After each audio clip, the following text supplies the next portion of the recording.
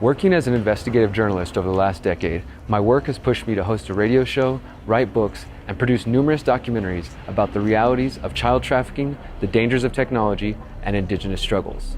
Now, I aim to uncover whether there exists a network of individuals and institutions which ties these issues together. Many researchers posit the existence of an international cartel which covertly manipulates world events for their own benefit. Are these claims simply fantasy and paranoid delusion? Or is there truly an agenda to manipulate humanity to the demands of the pyramid of power?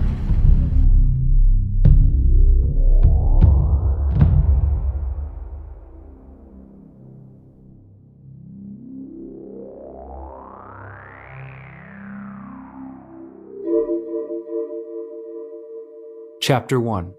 Big Education. Public schooling is a ritual that most children endure the most impressionable years of their lives. While the assumed goal of public education is to educate the children so that they become the doctors, teachers, artists, and leaders of the future, some suspect a more sinister agenda is at play. Some believe that mandatory public education has become the tool for the governments of the world and the education organizations which advise governments to influence and manipulate the opinions of the youth. So how accurate are these claims? Is government involvement in education a flawed attempt at achieving a worthy goal? And what role does government education play in influencing the minds of the youth? To answer these questions, we have to go back to the origins of education. Plato's The Republic is well known for popularizing the concept of mandatory education. But other resources note that Jewish leaders have been requiring parents to provide some form of education for their children since ancient Judea. In the 15th and 16th centuries, the Aztec Triple Alliance made education mandatory for boys and girls beginning at age 15. There were at least two known types of schools for the Aztec children: a practical and military-based education, and learning writing, astronomy, theology, and other ideas. In 1496, Scotland established education for all children of privileged elite families. With the enacting of the School Establishment Act of 1616, all children were required to attend school. However, the compulsory school model that gradually spread all over the world was largely based on the Prussian model of education, which was established in 1763. Although Prussian King Frederick William I promoted the concept of compulsory schooling as far back as 1716, education did not become mandatory until 1763, when his son King Frederick the Great ruled that children must attend a state-sponsored school. Under the new ruling, children were required to attend school from their 5th to 13th or 14th year, with fines imposed for not attending.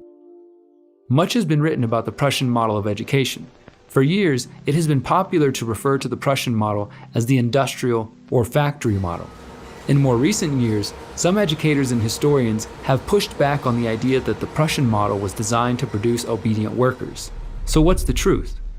First, it is important to note that the Prussian education model was funded via taxation of the population. Some researchers describe early schools as free public goods, but the reality is that every subject of the Prussian kingdom funded the mandatory schools through taxation. Let us never forget this fundamental truth. The state has no source of money other than the money people earn themselves. The idea that the Prussian system was about maintaining state control over education, and thus the people, was affirmed when King Frederick issued another ruling in 1794. This ruling declared, "Schools and universities are state institutions charged with the instruction of the youth. Schools may be founded only with the knowledge and consent of the state.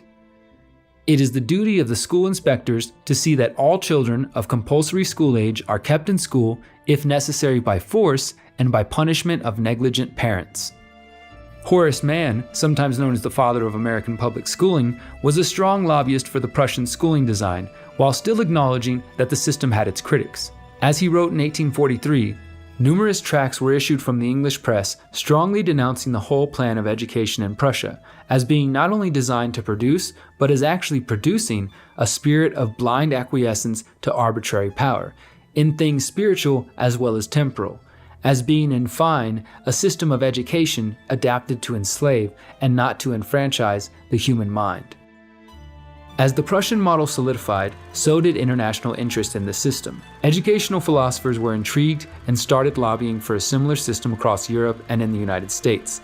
Massachusetts was the first state to institute a mandatory education policy in the United States in 1852. By 1918, every other state had passed similar legislation. It was during this time that seeds were planted which would later grow to become the modern centers known as public schools. Rockefeller education. In the late 19th century, John D. Rockefeller Sr. was one of the wealthiest and most hated men alive. He was the owner of the Standard Oil Company, a monopoly involved in everything associated with the oil industry, from drilling to transportation. It allowed him to accumulate enough wealth to influence many institutions, including America's education system. In 1902, Rockefeller Sr. founded the General Education Board with an initial donation of $1 million.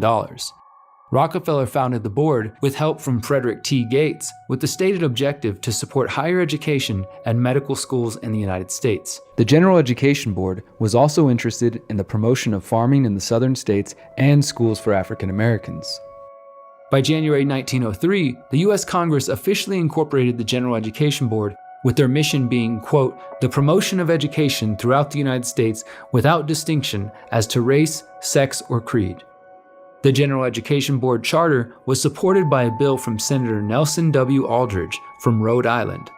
Coincidentally, Senator Aldrich's daughter, Abby Aldrich, was married to John D. Rockefeller Jr. Senator Aldrich would also prove instrumental in the creation of the Federal Reserve Act of 1913. The Rockefeller family would ultimately give over $180 million to fund the board. The board's founding was preceded by several early educational organizations and private meetings between John D. Rockefeller Jr. and other influential people of the time. One of the men in attendance was Daniel Coit Gilman. Gilman would become a member of the General Education Board and was also the co-founder of the Russell Trust Association, which is the business name for the New Haven, Connecticut-based Skull and Bones Secret Society, which operates a student secret society at Yale University. As we work through this series and explore the pyramid of power, you will notice that certain names and institutions make several appearances. It's important to note how these people and organizations are interwoven. Keep that in mind as we work through this series. After half a decade in existence, the General Education Board ceased operating under that name and was absorbed into the Rockefeller Foundation. The Rockefeller family were not the only wealthy tycoons interested in bankrolling educational ventures. In 1905, the infamous steel magnate Andrew Carnegie founded the Carnegie Foundation for the Advancement of Teaching. Carnegie and Rockefeller were both eager to transform their images from that of rich, out-of-touch robber barons to kind, elderly gentlemen who cared about the poor. To achieve this goal, they created various foundations and philanthropic organizations to spread their vast wealth and influence. The Prussian model of education promoted by the men's organizations was the perfect tool to inculcate the masses with their message of choice, embedding within the structure of public education itself their private ideologies on the appropriate learning material and the structure for the nation's youth. American support and critique of the system grew in the first 2 decades of the 20th century. In 1918, Professor Thomas Alexander wrote the following after researching the Prussian model. We believe, however, that a careful study of the Prussian school system will convince any unbiased reader that the Prussian citizen cannot be free to do and act for himself, that the Prussian is to a large measure enslaved through the medium of his school, that his learning, instead of making him his own master, forges the chains by which he is held in servitude, that the whole scheme of Prussian elementary education is shaped with the express purpose of making 95 out of every 100 citizens subservient to the ruling house and to the state. Even more unnerving are the words of Reverend Frederick T. Gates, the business advisor to John D. Rockefeller Sr., who helped him found the General Education Board. In our dream, we have limitless resources, and the people yield themselves with perfect docility to our molding hand. The present educational conventions fade from our minds, and unhampered by tradition, we work our own goodwill upon a grateful and responsive rural folk. We shall not try to make these people, or any of their children, into philosophers or men of learning or of science. We are not to raise up among them authors, orators, poets, and men of letters. We shall not search for embryo great artists, painters, musicians, nor will we cherish even the humbler ambition to raise up among them lawyers, doctors, preachers, statesmen, of whom we now have ample supply. For the task we set before ourselves is very simple as well as a very beautiful one, to train these people as we find them to a perfectly ideal life just where they are. The concerns about the Prussian model of education and compulsory education in general continue today. Charlotte Iserbyt is a freelance writer and former senior policy advisor to the U.S. Department of Education. In her book, The Deliberate Dumbing Down of America, she alleges that changes gradually brought into the American public education system work to eliminate the influences of a child's parents and mold the child into an obedient follower of the state. She believes these changes originated from plans formulated primarily by the Andrew Carnegie Foundation for the Advancement of Education and the Rockefeller General Education Board. Another critic of the U.S. public school system is John Taylor Gatto, former award-winning New York City school teacher and author of Dumbing Us Down, The Hidden Curriculum of Compulsory Schooling and the Underground History of American Education. Gatto was a vocal opponent to mandatory schooling following his career as a teacher until the time of his death in 2018. Gatto's main thesis is that the school system confuses the students. He says the modern school system presents an incoherent ensemble of information that the child needs to memorize to stay in school rather than teaching critical thinking. Gatto also claimed public schools make children emotionally and intellectually dependent. In Underground History, he says, "What I'm trying to describe is what has happened to our schools was inherent in the original design for a planned economy and a planned society laid down so proudly at the end of the 19th century." John Taylor Gatto is a former New York City Teacher of the Year and New York State Teacher of the Year. He has a new piece in this month's Harper's, Against School, How Public Education Cripples Our Kids and Why. Mr. Gatto, what's your basic theme here? Well, my basic theme, I suppose, would be that schools are dangerous places for kids. They retard intellectual development. They retard moral development. They bankrupt communities financially by bleeding hundreds of billions of dollars into unproductive activity, and they bleed communities dynamically by taking the energies of children away from the general society and dissipating them. They're places of intimidation, bullying, sexual harassment, criminality, and even arson and murder. And the epidemic of national obesity can be traced, I think, to the training ground of the school cafeteria. Okay, there's a lot of ground to cover there. Should schooling be compulsory? It should not be compulsory. Gatto also says the design of the public school system makes it clear to students that they cannot hide because they are always supervised. American forced schooling, because that's what it is, American forced schooling is the design and the execution of corporate foundation. Often the misinformation comes from innocent self-delusion, but just as often as you move up the power pyramid, it comes from a malign intent toward your own individuality. But are the metal detectors effective in keeping students safe? This is all part of our Generation Under Fire Back to School series. Our Roseanne Aragon spoke with parents, schools, architects, and more about what they think. Much like an airport, this is the norm for Aldine ISD students. Metal detectors and staff greet intermediate through high school students every morning. In the age of school drills in preparation for mass shootings, students are increasingly under supervision and inside a prison-like environment. Unfortunately, the dangers of the public school system go beyond attempting to mold the minds of the youth. The public school institutions in America and abroad have been infiltrated by intelligence agencies desperate to recruit the brightest minds of the future. In the book, Spy Schools, How the CIA, FBI, and Foreign Intelligence Secretly Exploit America's Universities, investigative journalist Daniel Golden details the exploitative relationship between higher education and intelligence services, both foreign and domestic. As I looked into it, it turned out to be quite commonplace. Golden examines various case studies illustrating how the Central Intelligence Agency and the Federal Bureau of Investigation use higher education to their advantage. What exactly is involved in this process? Well, there's different kinds of recruiting, and of course the most innocent, which I have no problem with, where there's just straight overt recruiting on campus, where the CIA and the FBI go in and they hold a career fair or some other event, and they say, come work for the CIA and FBI, and that's fine. And they're only allowed to hire U.S. citizens, so, that's kind of very above board.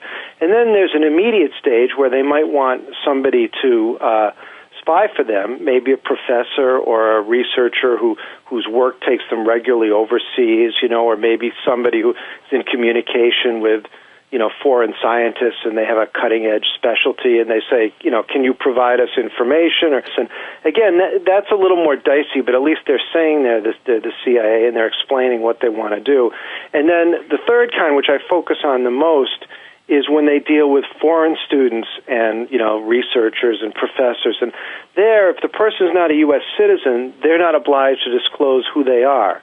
So the CIA might well approach somebody who's unwitting. They might have a professor who they're friendly with, has a graduate student from Iran or China, and the professor might say to the student, I've got a friend who'd like to pay you to do some work for him or something, and then not say that the friend is from the CIA. So that's one way. When you understand all the data we have just uncovered, it becomes clear that the compulsory public education system is a great tool for influencing, manipulating, and recruiting the minds of the youth. Even if we ignore the obvious influence of the militaristic Prussian model, it is plain to see that the foundations and institutions which fund public education are aware of the opportunity to inject their agendas and values into higher learning. Not only are children sent away from their parents and families for 8 hours a day for 12 or more years of their lives, but it happens at a time in their lives when they are often the most impressionable and trusting of the adults around them. While it is true that occasionally a student will encounter a great teacher who encourages individuality and critical thinking, the average teacher is simply parodying the curriculum which the state has approved. If the ambitious teacher dares stray away from the pre-approved content, they may find themselves punished or out of a job altogether. Finally, it's important to note that when children and young adults are subjected to the state's version of history, health, politics, and philosophy, limitations are often subconsciously and covertly placed on their minds. The youth is taught the state's version of history, which typically paints the current powers as the good guys in conflict, establishes the approved version of history, healthcare, and creates parameters for acceptable political and philosophical dialogue. So what can we do about it? The answer is to break free from this centralized, state-mandated model of education. The beauty of the digital age is that it has broadened the opportunities for learning. Not only is the internet itself available as a resource for the intrepid and determined student, but dozens of online education websites have launched in recent years. Rather than depending on the government for education or putting yourself in thousands of dollars of debt to obtain a piece of paper, the youth of today have abundant resources for education. There are free and paid websites for grade school education, both religious and secular, and there are free and paid websites offering college courses. There are literally thousands of online schools which offer courses in continued learning. While it's not always feasible or affordable for parents to take their young children out of school, there is a growing movement of parents who are homeschooling or even unschooling their children. These movements differ and overlap, but the point is that some parents have had enough with the mainstream education options and are removing their children altogether. These parents seek to provide an education for their children while not subjecting them to state propaganda.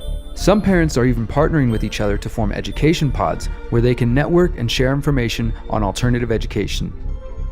These pods are similar to one of the solutions we will be promoting throughout this series, known as Freedom Cells. Freedom Cells are a decentralized manner of organizing in groups of 8 to promote skills, knowledge, and resources. The concept can easily be applied to groups of parents or even students who are looking to empower themselves individually and as a group. Imagine a Freedom Cell, or pod, focused on educating their children outside of the state-run education system. This independence and decentralization could help free the youth from education systems designed to limit their potential. The minds of the youth are one of the most valuable resources available on this planet. The heads of state and philanthropists have recognized this for centuries.